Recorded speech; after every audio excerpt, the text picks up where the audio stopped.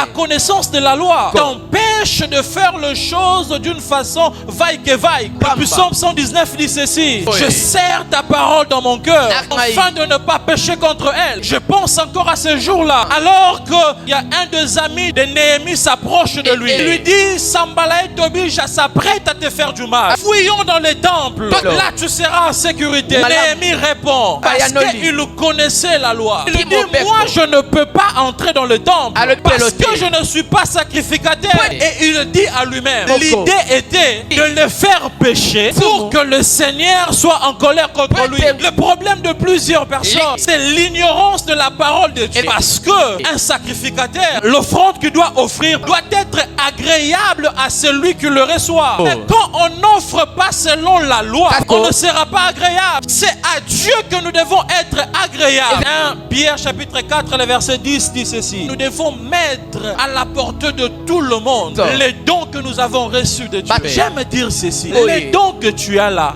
c'est pour moi. On attend les dons que tu as, yako prophétiser, yako salanini, et l'arbre produit le fruit. Est-ce qu'il mange ses propres fruits? Si nous ne sommes pas là, tes dons sont vains. Tu es prophète pour qui? Tu es chanteur pour qui? Ça m'étonne. Plusieurs personnes avec des dons, ils ne veulent pas servir à l'église. La raison, pour travailler dans l'église, c'est pas problème, mais elle aura trop. J'aime dire ceci aux gens: si tu entres dans une église, tu trouves qu'il n'y a pas de problème, c'est une église des hypocrites.